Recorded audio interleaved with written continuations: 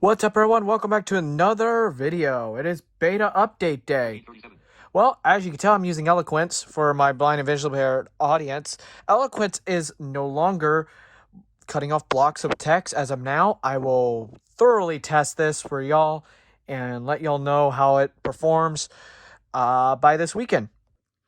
Alright, so the beta came in at 336 megabytes, as seen here on this 13 Pro Max.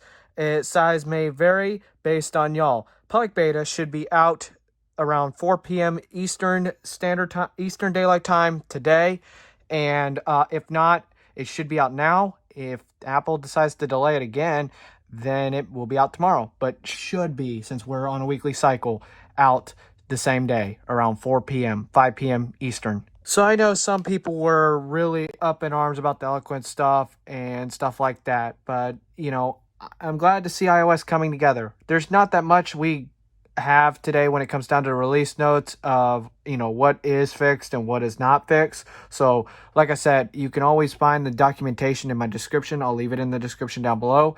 And like I said, today is going to be one of them days where I have to run, literally, because I have a lot of stuff to get to in a meeting literally within like 30 minutes of filming this video. So I'll try to get this up around my usual time, but hopefully I can get this up quick. Anyways, let's get started with how big the update is. You can also find the build numbers of everything in the description. iOS ends in an A, while iPadOS, on the other hand, ends with an F. The reason why is we're expecting iPadOS to come out with macOS Ventura for a October release, and on top of that, the macOS Ventura, it did not get a beta today, so it ends in a D, while iPadOS ends in an F. Expect iPadOS to go 2-week cycles now with the same with macOS. This is interesting. I'll keep covering it.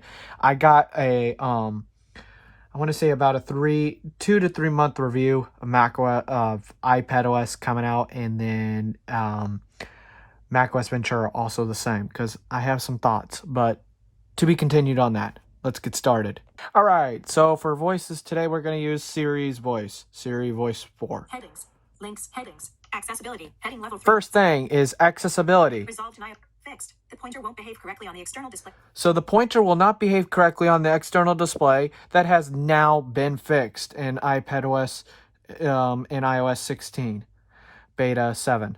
Core graphics, heading level 3. Core graphics. Deprecations, core graphic, device discovery UI. All right, device discovery UI. Known issues. Devices running beta 4 or later aren't backwards compatible with devices running earlier beta versions.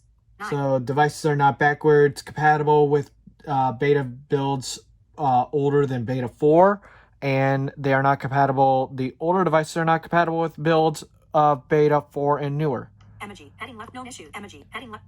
Emoji. Siri does not know how to pronounce that correctly. Known issues. The search field for the emoji lock screen editor is missing. 8. So the lock screen emoji editor, as you can make emojis with iOS 16 lock screen, the search field is still not available in beta 7. Home, heading level 3. All right, home. This is involving home matter accessories. I'm not going to cover this. Known issues. At iCloud, heading level 3. All right, iCloud. Resolved tonight. Fixed. After purchasing a new domain and creating a custom email address, you might be offered to purchase the domain again. All right, so the offer to purchase the domain again with the iCloud email address of your own domain choosing, that has been finally fixed in beta 7. Mail, heading level 3. Mail. Known issues. Moving a Remind Me message to another mailbox doesn't remove the Remind Me banner. All right, so it does not remove the Remind Me banner. That is still messed up when you do that with mail. So note that when updating to beta 7, if you're hoping that was going to be fixed. Maps, heading level 3. All right, this map stuff, most of the rest of this is core graphics and all this other UI kit stuff involving iOS 16 nerdy developer stuff. If you want to read this stuff, you can. Like I said, linked in the description down below. All right, with beta 7 of iPadOS, the first thing I've noticed when you go into landscape, it used to really compress all my sidebars here for the menus of settings and stuff like that. Stage Manager is now behaving a little bit better than it has been. It is still a little bit quirky. I'll have to test it more as we go on, but going from portrait to landscape it is behaving better. So that is something new that I've noticed with iPadOS. Even though it ends in an F, they're going to try to improve this more. And I will be testing Stage Manager now that they're really going to start working on it and stuff like that. Like I said, subscribe for that, and we got some good stuff coming. Wouldn't be a video without that sheet grabber for the HomePods. But that's all I have in iOS 16 Beta 7. What's new? Let me know what you think down below. If you find anything that I missed, let me know, and I'll cover it in the follow-up this weekend. Let me know how iOS 16 is performing for you, because I really want everyone's feedback so I can make a Q&A on iOS 16 as we get closer towards that release. The schedule that I said, expect the release candidate probably not this upcoming week, but maybe the week of the 6th, if Apple's holding that event on the 7th.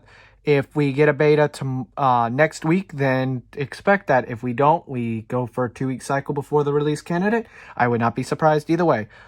Like I said, thank you all so much for watching. All the stuff is in the description, and I will see y'all in this weekend's follow-up. If not, there'll be some more tech videos throughout the week. Peace.